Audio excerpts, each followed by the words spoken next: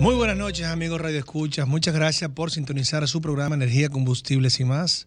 Hoy, martes 8 de marzo de 2022, otro programa más. Gracias por su compañía. Luis Ramón les habla. Asimismo, las buenas noches a mi compañero, empezando por el ingenierazo José Colón Contreras. Buenas noches. Aquí estamos como todos los martes, queridos Radio Escucha. Gracias por su sintonía. Hoy tenemos muy interesante contenido de actualidad con respecto a la situación que estamos viviendo mundialmente y cómo afecta el mundo de los combustibles y de la energía. Y como siempre tenemos a nuestros invitados. Ya esos son de la casa ya. Así es, así es. Bueno, como plato fuerte tenemos dos platos fuertes del día. El primero es el más demandado por los consumidores especialmente, dentro de los cuales nos encontramos nosotros. Y este es las turbulencias petroleras. De este tema nos va a hablar nuestro asesor de inversiones radicado en los Estados Unidos, Miguel Andújar, que es compañero nuestro. Miguel se desarrolla analizando los mercados de valores, tanto de los Estados Unidos como fuera de Estados Unidos, y ese es su trabajo del día a día, y siempre nos ha orientado mucho sobre los movimientos de los barriles del petróleo, el por qué, cómo irán las cosas, qué cree, qué vaticina. Esto es un privilegio para nosotros porque generalmente esto es un trabajo por el cual se paga. Los inversionistas observan a estos analistas y le piden sus consejos y por esto se paga. Miguel, de una manera muy desprendida, lo hace para nuestro país a través de este programa. Así que siempre las gracias a Miguel. Y antes de pasar a Miguel, vamos a dar la buena noche al dueño del segundo plato del día, no menos importante, que es los sistemas de gestión, herramientas que ayudan a mejorar el desempeño de las empresas que comercializan combustibles. Y esto va a ser de mano de nuestro colaborador también, que es consistente con nosotros, Alex Rivadeneira. Muy buenas noches, Alex. ¿Cómo estás, Alex? Hola Luis, hola José Colón, ¿cómo están? Pues yo siempre muy contento de poder departir aquí con profesionales de vasta experiencia y conocimiento como ustedes y sobre todo estos temas que realmente son actuales y que vamos a ver un poquito más adelante cómo nos pueden ayudar a manejarnos en este escenario actual que tiene el mercado del petróleo y del gas. Así que de mi parte nuevamente agradecido por la invitación.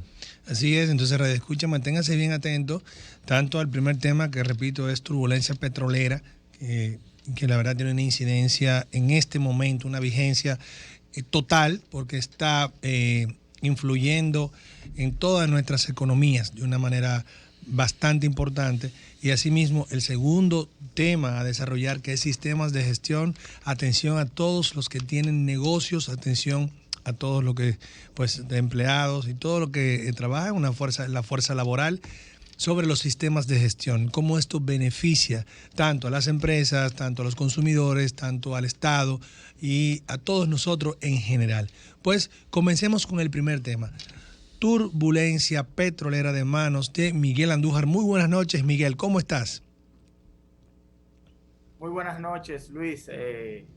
¿Cómo están todos? Espero estén todo bien por allá. Una nueva vez más, gracias por la oportunidad. Como decías, el tema de hoy es turbulencia petrolera. Como todos saben, el exceso en el precio de los petróleos en estos días, dada la situación geopolítica entre Ucrania y Rusia. La última vez que conversábamos, teníamos la preocupación de que el petróleo pudiera llegar a los $90, $95. Hoy en día estamos en los $126. O sea, estamos hablando de más de $30 más por barril. Recordábamos desde noviembre que siempre hacíamos la salvedad de que era muy difícil vaticinar los precios del petróleo por hechos como este, que son variables que uno no toma en cuenta. Hay un sinnúmero de variables que entran en los precios del petróleo que en el momento tal vez uno no lo toma en cuenta, pero que simplemente suceden. Por ejemplo, ese conflicto Rusia-Ucrania, en el peor de los casos se imaginaba que Rusia iba a llegar a la frontera, pero jamás invadir. Y aquí estamos. Sin embargo, sí se veía una tendencia ya desde noviembre preocupante, independientemente de lo que sucede en el plano geopolítico, donde se manifestaba la tendencia alcista, pero sobre todo también en la estructura de mercado mejor conocida como backwardation, que es cuando el mes de entrega tiene un precio superior a un mes a futuro.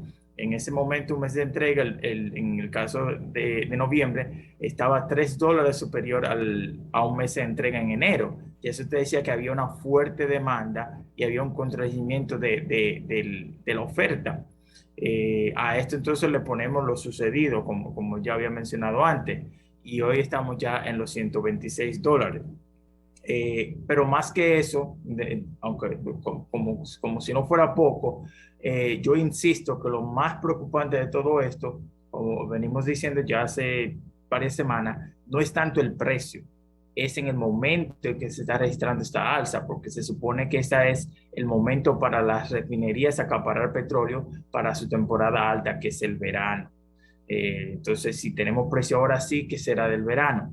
Se han tomado un sinnúmero de medidas, tanto nacionales como internacionales, pero sin embargo, por el momento, el último comunicado, el pasado jueves, de la División de Inversión de JP Morgan, hablaba de que si nada cambia, puede que lleguemos al barril a $285. Yo en lo personal encuentro eso descabellado, pero de la misma manera encontrábamos descabellado que llegara a $130. Entonces, en este momento vamos a decir, hay una disyuntiva de cómo se va a reemplazar el petróleo ruso. No sé si ya están al tanto de que esta mañana el presidente de los Estados Unidos, Joe Biden, anunció la suspensión de importación de petróleo hacia los Estados Unidos de Rusia, o sea, un embargo, similar a lo que pasó con Irán en la década de los 70. La diferencia es que ahora es un embargo unilateral, o sea, sin el apoyo europeo, lo que significa que Europa va a seguir consumiendo el petróleo ruso. Sin embargo, Pregunta. Ajá, dime.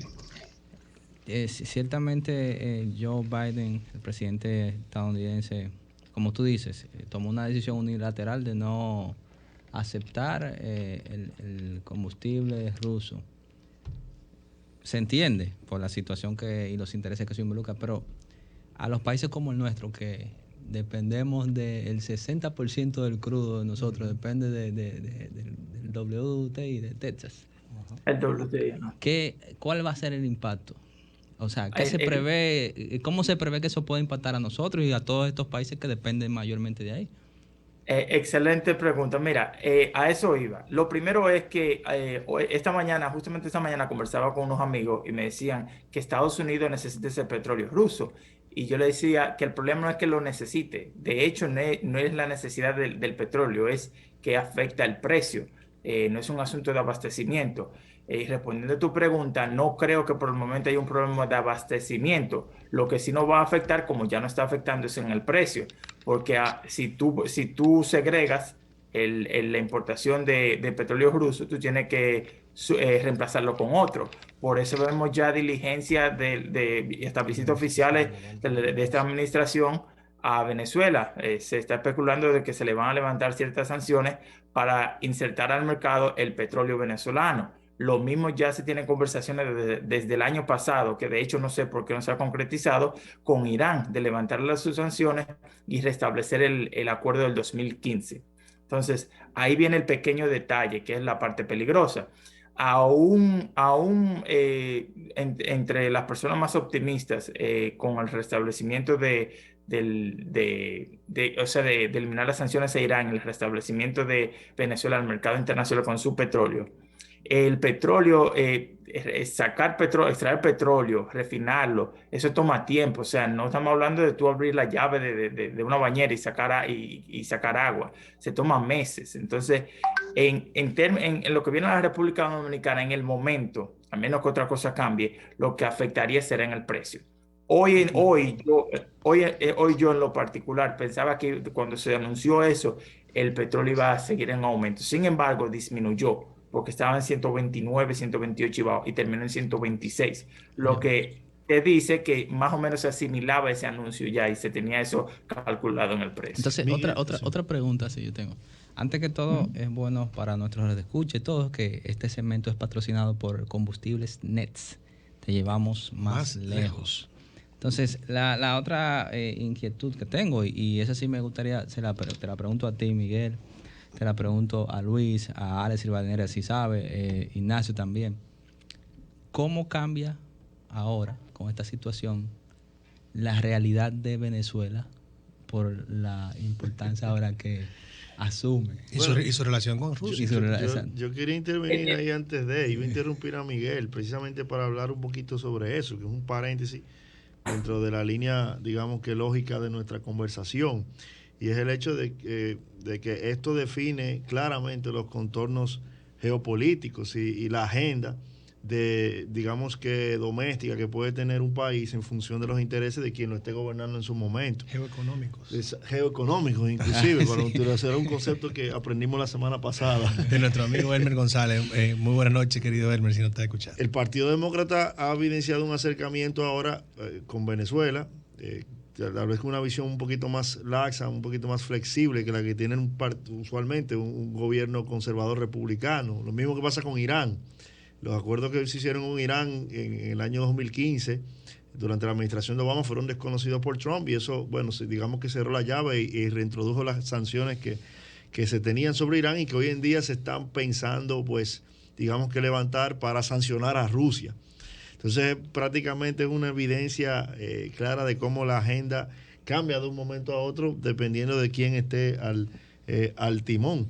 Y yo me imagino que eventualmente, si esto recrudece un poco, Miguel, digamos que la sanción de Estados Unidos o el control de Estados Unidos para la importación del petróleo ruso aplicará inclusive para todos aquellos que se quieran considerar sus aliados en su momento. O sea que de alguna manera nosotros tampoco es que tenemos libertad de decir que vamos a utilizar ese petróleo si los americanos deciden que no. Sí. Me alegra que tú menciones ese punto, porque precisamente eso era de eso iba yo a mencionar, que sucede que antes que Estados Unidos anunciara el embargo, ya Rusia tenía más del 70% de su petróleo parado que nadie se lo quería comprar. Y no voy a mencionar la marca para evitar cualquier inconveniente, pero hubo una marca que funciona todavía. Yo la menciono si tú quieres. No. Te llevamos más lejos. Sí, una marca que todavía trabaja tiene proyectos en Rusia. En el momento, su excusa fue de que necesitaban petróleo para cumplir con ciertos acuerdos, compró el petróleo ruso y salieron con un comunicado excusándose y explicaron el porqué. Después que salieron con el comunicado, dijeron que no lo vuelvan a hacer, como que hubiese sido un pecado. Eso es antes de anunciar el embargo. Entonces, en la misma línea de tu comentario, o sea, nosotros, me imagino, no podemos caer en esa aventura de tratar de comprar petróleo ruso, aunque Estados Unidos lo haya hecho de manera unilateral. ¿Y si sale más económico? De todas formas. Exacto. Esa es la peor parte. Que el petróleo ahora mismo, como nadie quiere comprar petróleo ruso y nadie se lo está comprando, por lo regular el diferencial entre el Brent, que es el que cotiza para Europa, cuesta $1, $2 por encima del petróleo ruso, que es el Ural, que se pronuncia en español, pero Ural. Y cerrando el viernes, el diferencial era $28 a favor del Brent. O sea, tú puedes ahora mismo comprar el petróleo ruso, $28 de descuento, y todavía nadie lo ha comprado.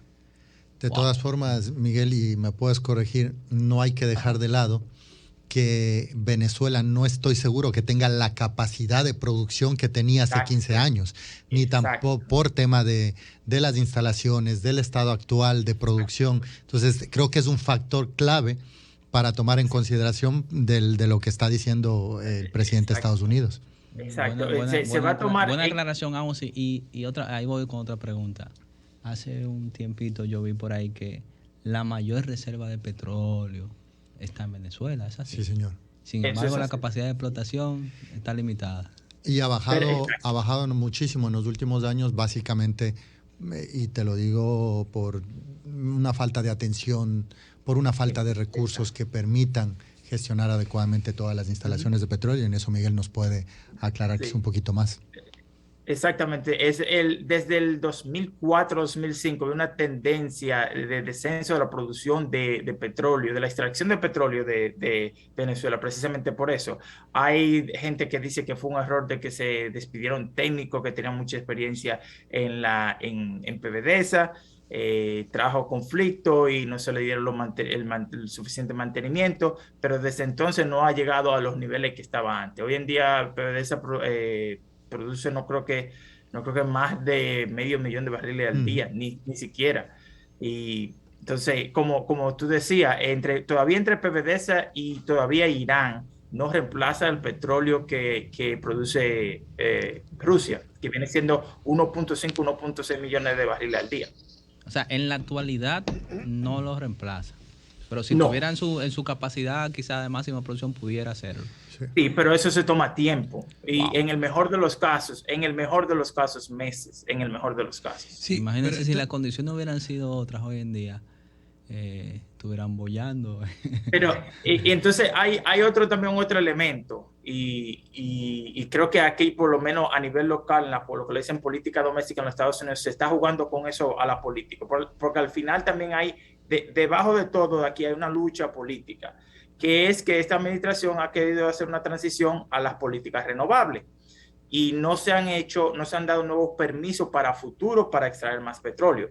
Sin embargo, hay suficiente permiso para extraer petróleo hoy en día, pero no lo están haciendo. Hay gente que dicen que es una manera como de revancha. Otros dicen que están apostando a que siga en aumento para ellos maximizar sus ganancias y reponer sus pérdidas del año pasado y el año antepasado. Entonces, este es otro elemento. Una cosa ya antes de irnos a la pausa, Miguel, para que la comentes cuando regresemos. Bueno, y es que si tenemos que Venezuela pudiera reemplazar algo del volumen de Rusia y asimismo Irán también, y esto tomaría tiempo a ambas naciones para poder hacerlo, creo que juntas ambas sí podrían incluso superarlo. En ese tiempo, quizás una alternativa pudiera ser la liberación de reservas de los Estados Unidos y también que lo pida algunos aliados que liberen reservas. Bueno, esa pregunta te pido que me la contestes después de la pausa, por favor, porque ya tenemos el compromiso. Adelante.